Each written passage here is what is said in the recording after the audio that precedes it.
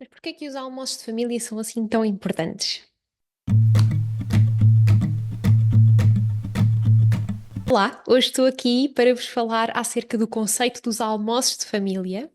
E quando eu falo em almoços de família, tem na verdade que ver com encontros familiares que habitualmente, especialmente na nossa cultura latina, neste caso portuguesa, acontece regularmente nos seios familiares e é algo que muitas vezes é expectável que aconteça e a maioria das vezes acontece à volta, de uma mesa, que é quando basicamente nos juntamos enquanto família para almoçar ou para jantar, na verdade, é isto que eu vos queria dizer.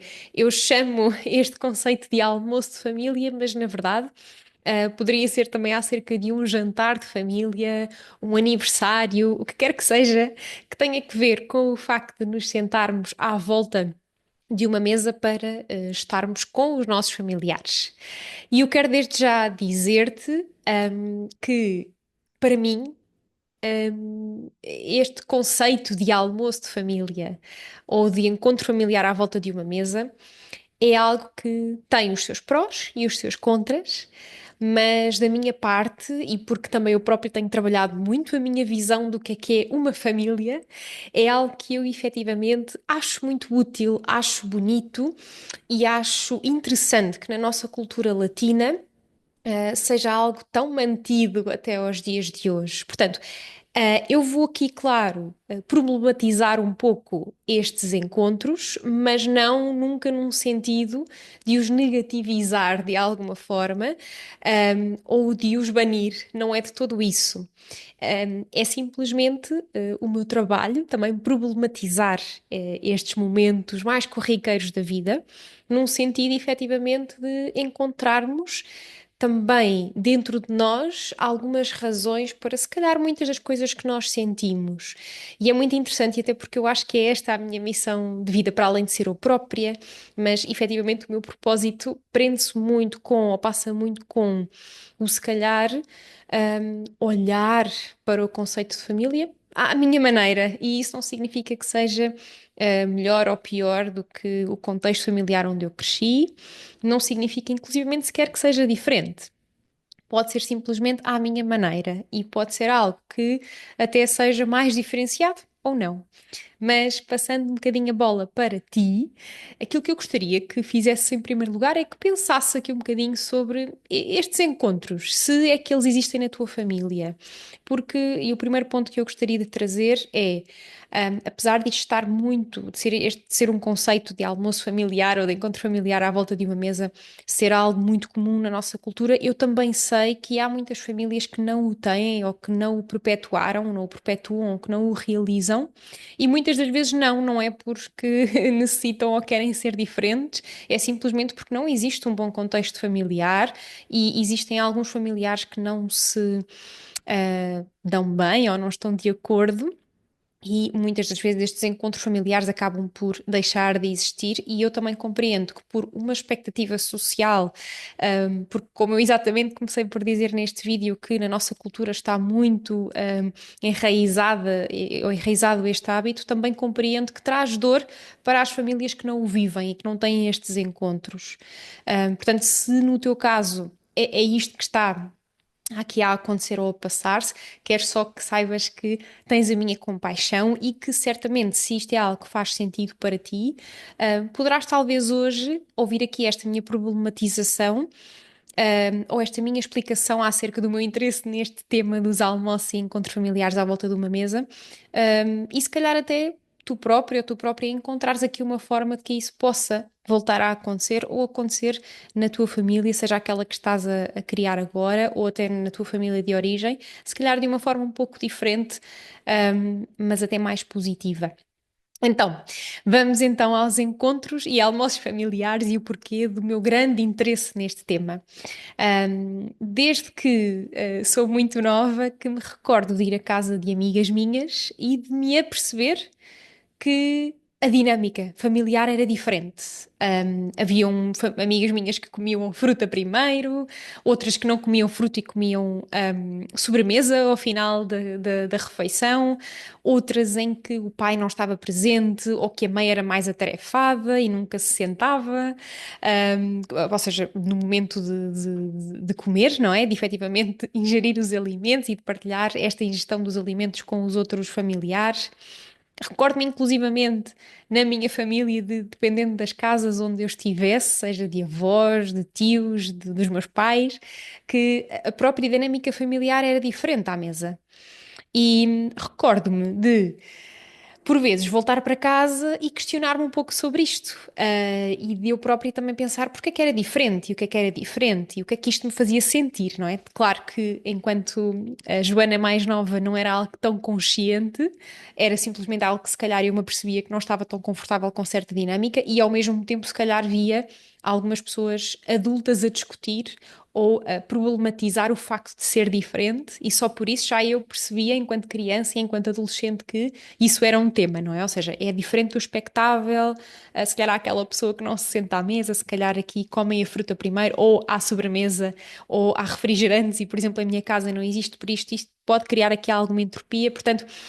Eu, enquanto criança e adolescente, apercebia-me destas diferenças e depois, mais tarde, não é, com o meu trabalho, acabei por então começar a ver e a observar estas dinâmicas à mesa de uma forma muito mais consciente, não é? Que é isto que eu vos estou aqui a trazer. Um, então, primeiro, o meu interesse começa aqui, nestas diferenças de mentalidade, nestas diferenças de posicionamento, nestas diferenças de visão do que é efetivamente um almoço familiar. E se calhar tu também desse lado podes perguntar-te, não é?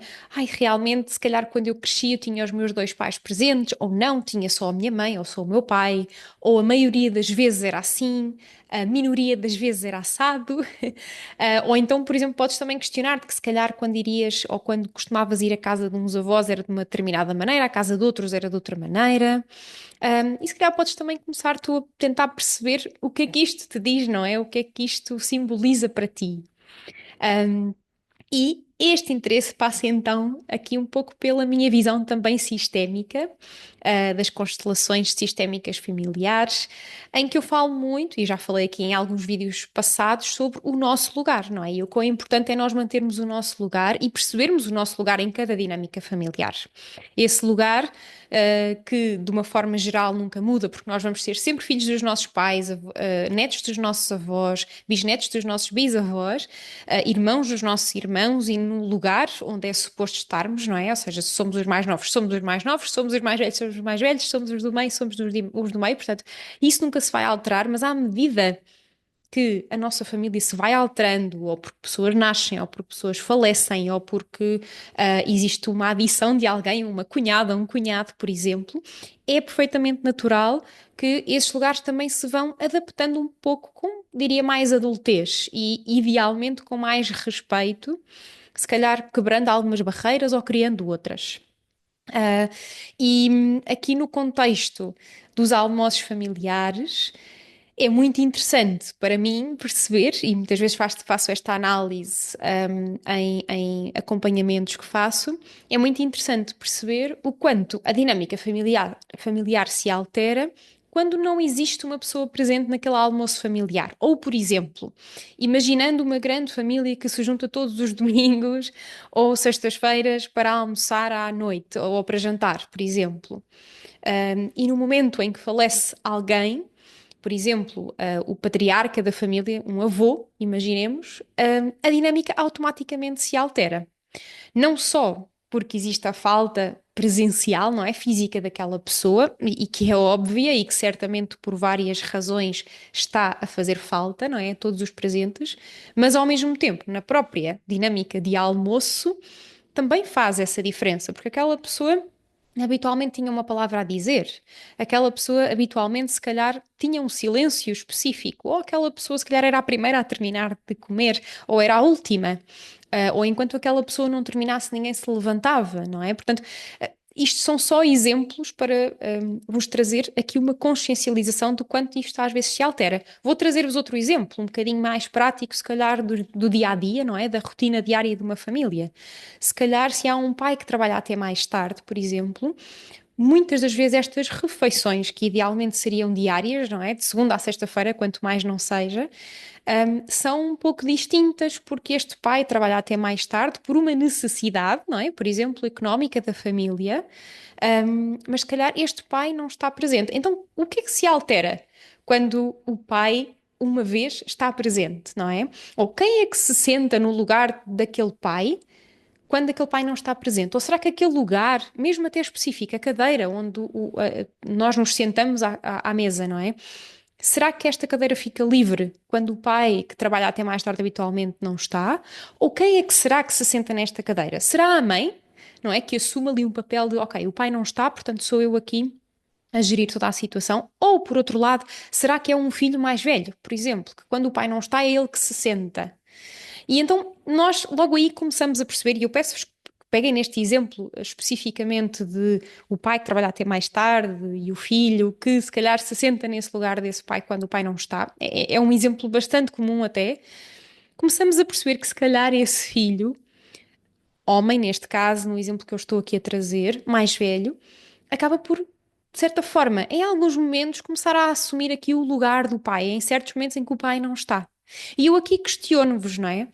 Será que isto faz sentido? Quanto é que isto, se calhar, depois coloca o relacionamento num lugar de equilíbrio? Ou será que o coloca num lugar de desequilíbrio quando o pai há um dia em que se junta para jantar de uma forma muito contente e se calhar o filho aí em algum momento já sente que há aqui algum atrito a surgir, porque habitualmente é ele que está naquele lugar. Ou como é que será que os outros membros da família se sentem, não é? Sentindo que, ok, se o pai não está, é o filho mais velho que vai para aquele lugar, como é que se calhar os outros membros familiares se dirigem àquele membro familiar que idealmente teria outra posição, por exemplo, o filho mais velho, mas que naquele momento está quase como se fosse no lugar do pai. Conseguem perceber o quão confuso isto se pode tornar? Outro exemplo que eu vos quero aqui trazer, para além desta ausência ou presença, que é um detalhe que eu sinto que é muito importante nos almoços familiares, nos exemplos que vos trouxe, ou porque alguém falece, por exemplo, ou porque alguém habitualmente não está presente por questões, por exemplo, de trabalho, ou até, por exemplo, quando existe a adição de uma nova pessoa, por exemplo, uma nova pessoa, um cunhado ou uma cunhada, será que esta pessoa se vai sentar no lugar de uma outra pessoa porque quer estar, ou idealmente estaria ao lado do companheiro? Ou será que até fica sozinho ou sozinha num lugar que se calhar até não é muito benéfico, não é? Para o seu lugar familiar, mas é o único que está disponível. Portanto, tudo isto se altera e nós conseguimos perceber que literalmente o lugar, não é? A cadeira que se ocupa é efetivamente importante. E não, isto não é no sentido de nós nos agarrarmos a detalhes, mas o meu trabalho também depende muito destes detalhes e estes detalhes são muito sumarentos, são muito bonitos e muito interessantes. E eu estou a colocar-vos esta problematização para o vosso lado também. Então, já vos trouxe aqui o exemplo de famílias que não têm este hábito e o quanto isto pode ser um pouco estruturante e se calhar até às vezes em termos de comparação pode ser estranho, porque na nossa cultura, como é expectável que seja assim, por vezes dói um pouco às pessoas que não têm este contexto ou sistema familiar de alguma forma organizado assim. Em seguida, trouxe-vos o exemplo de o lugar, efetivamente, onde nos sentamos quando está alguém que habitualmente está ou quando não está alguém que habitualmente não está. Então, quem é que se vai sentar nesse lugar e o quanto é que isso altera a dinâmica familiar que acontece durante estes encontros familiares. E agora, por fim, trago-vos então o exemplo, que é um exemplo mais de posicionamento. O que é que eu quero dizer com isto? Onde é que eu me coloco ou onde é que o meu lugar, onde habitualmente eu me sento, se é que existem lugares habituais, porque também existem contextos familiares onde os lugares são rotativos e não importam assim tanto supostamente, e aí eu trago-vos aqui um bocadinho, se calhar, a visão de que pode refletir um sistema familiar mais flexível, mas ao mesmo tempo também um pouco mais instável. tudo tem os seus prós e contras, não é? A instabilidade ou a falta de estrutura é flexível, não é? Traz flexibilidade e é muito importante nós sermos adaptáveis na vida e flexíveis, mas ao mesmo tempo não quer dizer que nos faça sentir seguros. E são conceitos diferentes e às vezes contradizem-se um pouco, não é? Ou seja, vão um bocadinho um contra o outro. Não quer dizer que seja 100% das vezes, mas por vezes sim.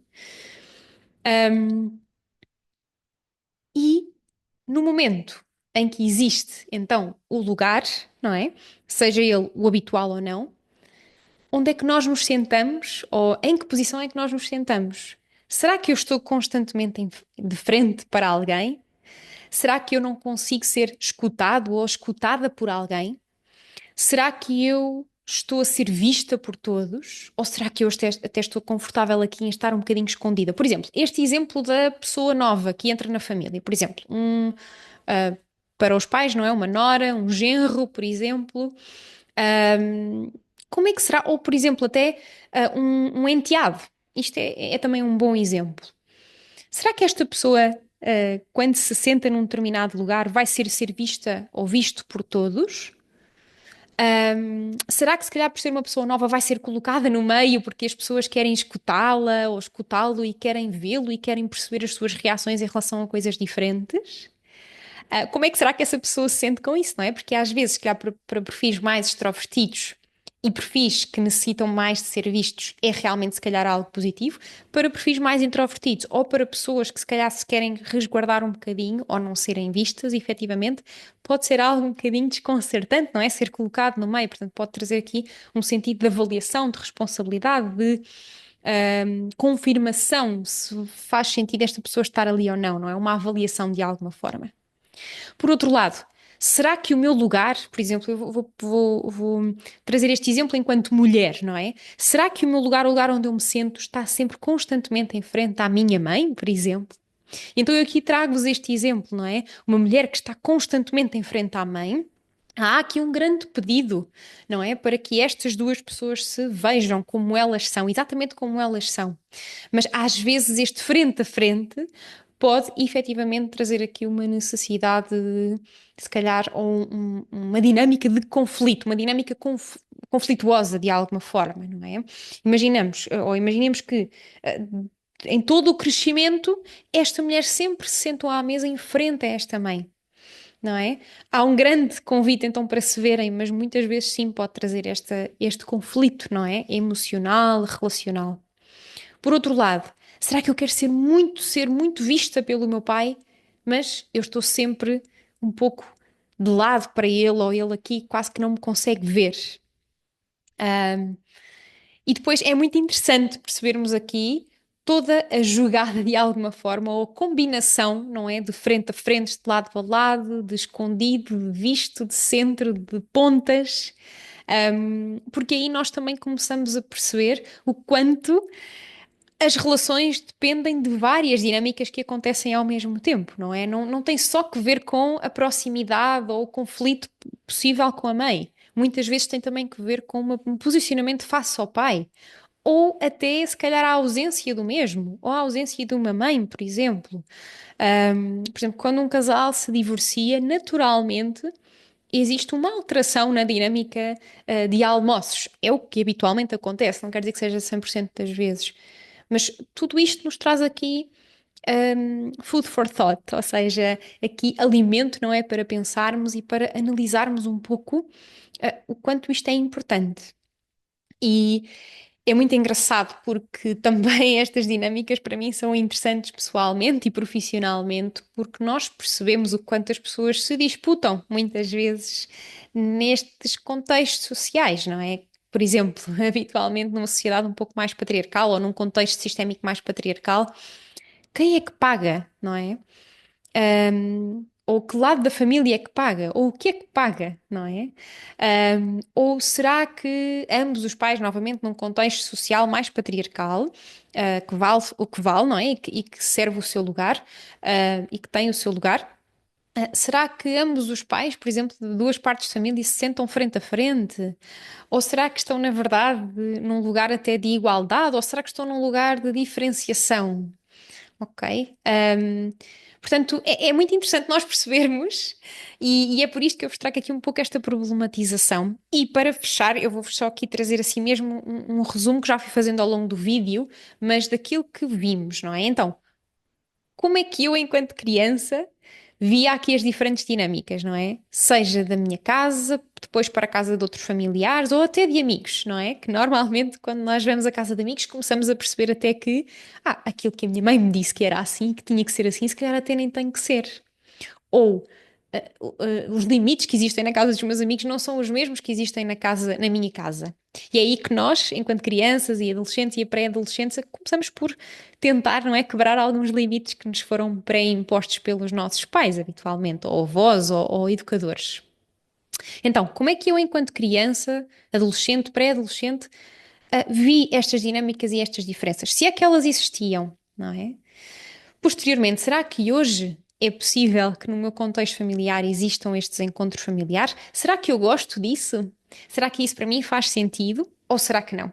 Eu posso-vos trazer aqui um exemplo de culturas mais nórdicas, até no norte da Europa, em que habitualmente se existe um encontro familiar ao almoço, daquilo que sei, de alguns exemplos que já fui conhecendo, o encontro de almoço é literalmente aquele horário de almoço, ou seja, não se estende, não ficamos uma tarde inteira sentados à mesa e a conversar e a comer mais um bocadinho, que é aquilo que habitualmente eu vejo nos contextos familiares mais portugueses, mas trago-vos aqui este exemplo porque é um pouco diferente.